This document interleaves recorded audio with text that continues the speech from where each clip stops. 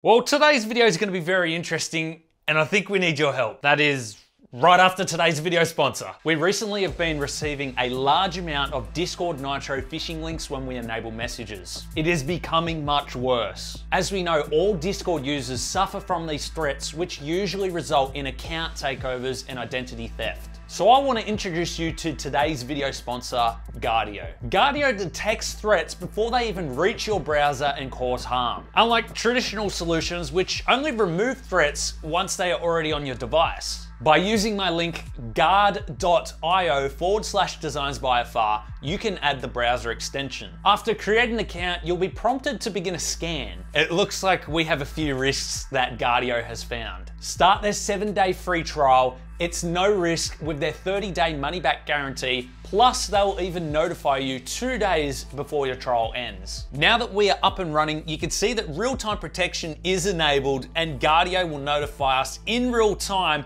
about any breaches containing our information and block phishing sites and scams from emails, Discord, or even Google search. Premium is also very affordable. Once up and running, you can shop, play games, watch movies, and browse online knowing you are safe. Try it now and go to guard.io/designsbyafar. I'll leave those links in the video description. Hey guys, it's me. I am that PC builder on the internet. Postmodern elegance. This is gonna be great. The TD300 Mesh. Let's get this thing unboxed. You know, we're just not caring in this video. Do you wanna know why? Because YouTube's just absolutely cucking us. So you know what? We're gonna show it to them. We're gonna keep building because we love building PCs. A nice, lovely TD300 Mesh postmodern elegance case today. I have no idea what specs we're putting in this. We are just choosing whatever we first find, and we'll see if the PC comes together or not. So this is the, I guess, little brother of the TD500 Mesh. It's upside down. It could fit up to ATX power supply, which is good. So we can get plenty of power if we decide to add in a beefy GPU. And we've got micro ATX compatibility for the motherboard, or of course ITX, which I think we'll go with today. So those of you who have been following the channel know that YouTube's not really doing too well for us at the moment.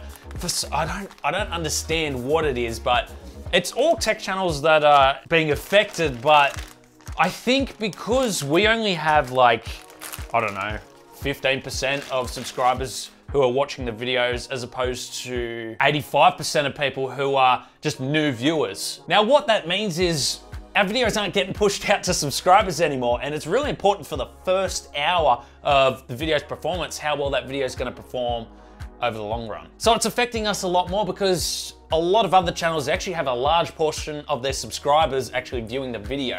I swear I was unboxing an Aorus motherboard. So I found this i7. This was the first CPU we found on the shelves, so we'll go ahead and we'll chuck that in the build. I'm pretty sure we'll go for a high-end GPU, but as I said, the first thing that I find, that's what I'm chucking in, even if it doesn't make sense.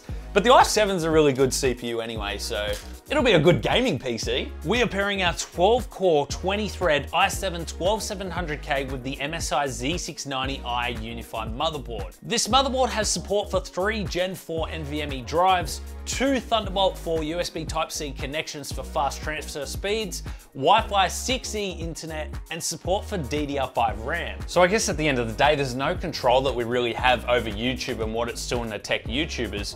The main thing, as I said, is a lot of our subscribers don't actually watch in the first couple of hours, and so we're stuck with this situation where YouTube is automatically thinking that our videos are terrible videos, and I mean they might be, but we haven't reached 570 odd thousand subscribers out of nowhere, so there must be something there. And YouTube automatically thinks that our videos are bad, which means they're not pushing them out because we're not getting that initial push from subscribers or anything. So I don't know, we just got to keep at it. You know, we love doing what we do. The unfortunate thing is we obviously do rely on this to pay the bills. So I don't know, we'll see how things pan out. But I'm sure if we stick at it and we stay consistent, things in the tech space will get better. That's my hope anyway. For our drives, I went with two Firecutter 530 2TB drives. The read and write speeds are both 7,000 megabytes per second. There is a very unique way of mounting these NVMe drives on the Z690i Unifier.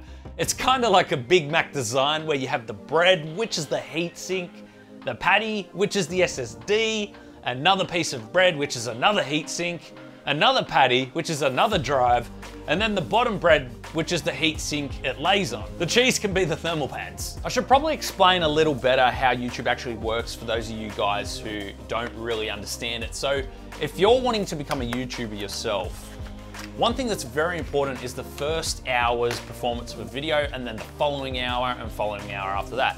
Now, sometimes people do get the odd spike here and there on just a random video, but the first hour of performance is very crucial. And I mean, every single video we've been posting has been struggling to get to 30, 40, 50K, whereas we used to get like 100K or something. So we've dropped like 70%, which is pretty scary, especially when you rely on something like this to, you know, pay the bills. I don't know, maybe I need to get like a side sort of hustle happening, and who knows, I'm sure the tech industry will come back eventually. For the RAM, we went with 16 gigabytes of Trident Z5 DDR5 RAM. There are only 2 RAM slots on ITX boards, so we could not use the whole kit.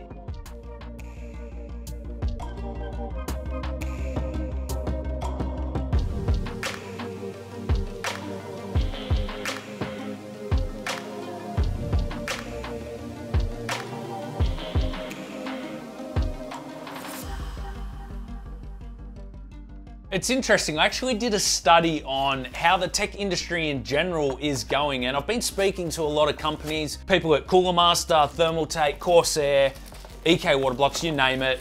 They all experience a downtrend, and it seems that YouTube is following that. And I think, you know, with everything that's going on in the world, that's obviously playing a major part and affecting the tech industry in general. No one's buying PC parts, so why are they watching PC build videos and things like that? I just find it quite interesting how affected our channel is, but yeah, I don't know.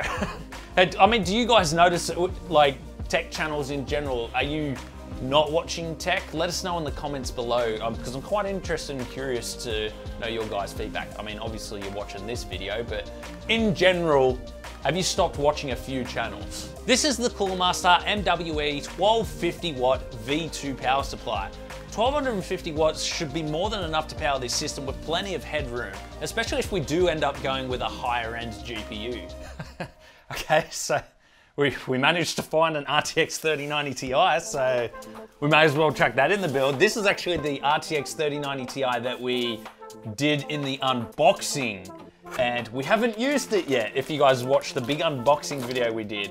And it is an all-in-one cooled version, which will be interesting. So no custom water cooling today, but we do have the CPU on an all-in-one cooler.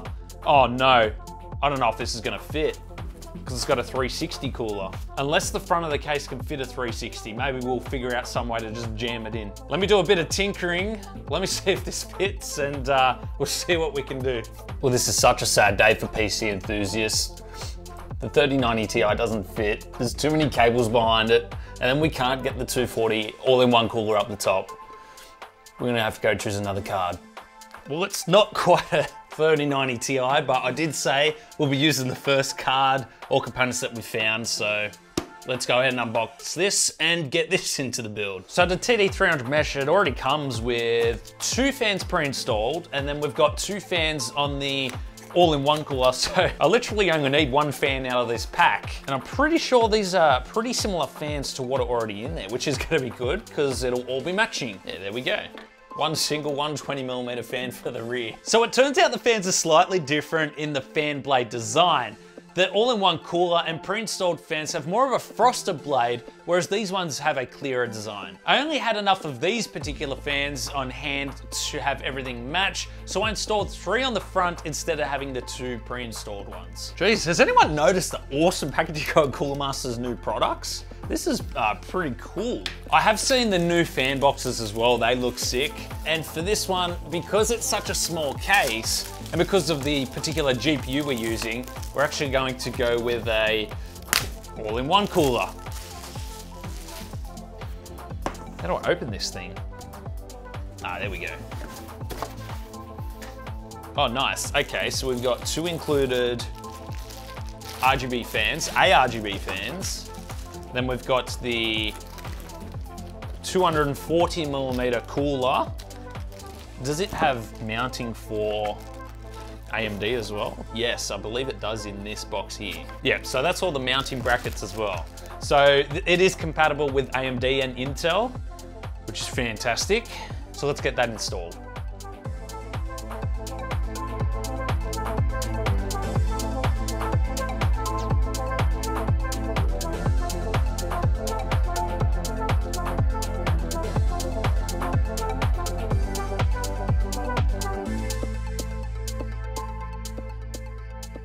There is no thermal paste pre-applied, however the cooler does come with a tube. The underside of the cooler also has a protective film in it which needs to be peeled off before installation.